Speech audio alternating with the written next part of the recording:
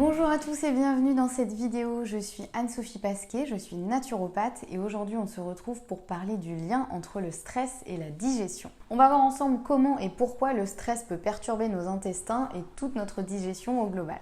Alors on le sait tous plus ou moins, en cas de stress, on a tendance à ressentir les effets sur notre ventre et les expressions courantes en témoignent bien. On parle souvent de avoir une boule dans le ventre, avoir l'estomac noué, se faire de la bile, etc. Et on l'a tous plus ou moins ressenti au moins une fois dans notre vie en cas de stress, en cas d'anxiété, en cas de gros coups de stress ou de panique. On en ressent souvent les effets dans notre ventre.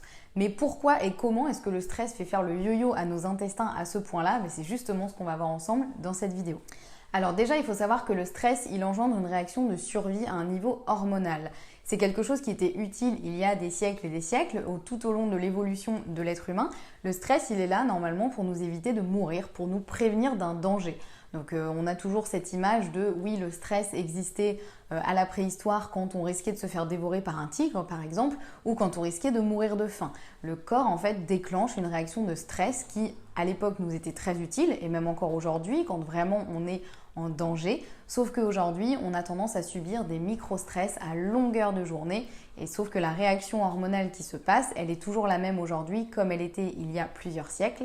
Donc ça perturbe fortement notre corps. Sauf que le corps, il ne fait pas de différence entre un stress où il est question de survie et tous les micro-stress que l'on va subir au quotidien, que ce soit à cause de notre travail, de notre rythme de vie, de nos obligations, etc. Au niveau hormonal, il se produit la même chose. Lorsqu'on est stressé, on produit du cortisol. Le cortisol, c'est vraiment l'hormone du stress. Et encore une fois, un stress peut être positif puisqu'il peut nous permettre de nous mettre en action quand vraiment il y a besoin. Sauf que quand on subit des micro-stress à longueur de journée, eh bien on sécrète du cortisol à longueur de journée. Or notre corps n'est pas fait pour ça. Et en cas de stress, ce qui se passe, c'est que quand on est en mode survie, puisque quand on est en stress, on est en mode survie, en tout cas pour le corps, eh bien la digestion dans ce cas-là n'est pas une priorité. Donc c'est pour ça que le stress va perturber fortement la digestion, puisque lorsqu'on est en mode survie, le corps se dit la priorité c'est de s'en sortir, c'est de survivre. Ce n'est pas de digérer les aliments que l'on vient d'ingérer. Ça peut attendre en tout cas quelques heures. Donc encore une fois, quand on a un stress qui est vraiment ponctuel de temps en temps, c'est pas très grave si on met la digestion un petit peu en pause et qu'elle se retrouve ralentie ou perturbée.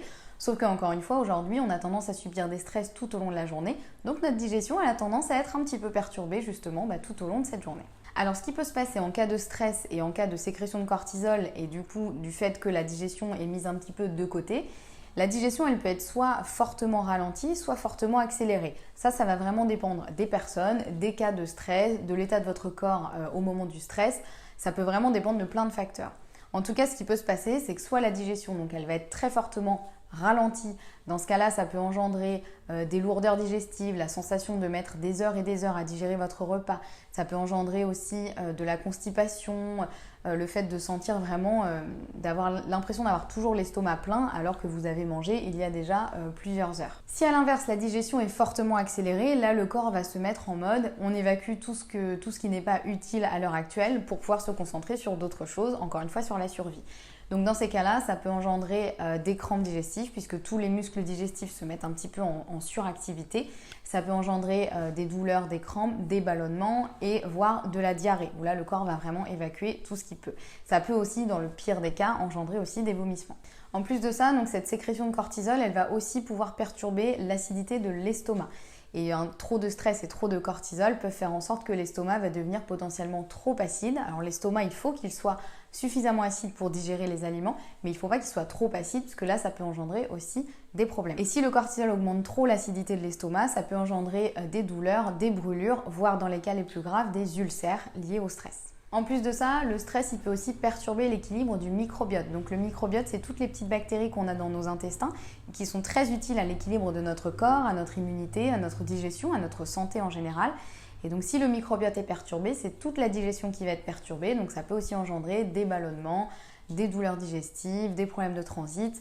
Votre microbiote, c'est vraiment votre meilleur allié et le stress peut justement vraiment venir perturber tout cet équilibre au niveau du microbiote, au niveau des petites bactéries que vous avez dans vos intestins. Donc vous l'aurez bien compris, pour bien digérer, il faut idéalement être zen. Alors comment on fait? Voici quelques astuces qu'on peut appliquer au quotidien et principalement au moment des repas. Déjà, on essaye vraiment de manger dans le calme et on évite de faire 36 choses à la fois. Je sais que c'est parfois tentant de manger tout en continuant à travailler le midi ou de manger en parlant à quelqu'un ou en étant en train de faire plein de différentes activités, on essaye au maximum de manger et de ne faire que ça et de manger dans le calme et de vraiment se consacrer à son repas.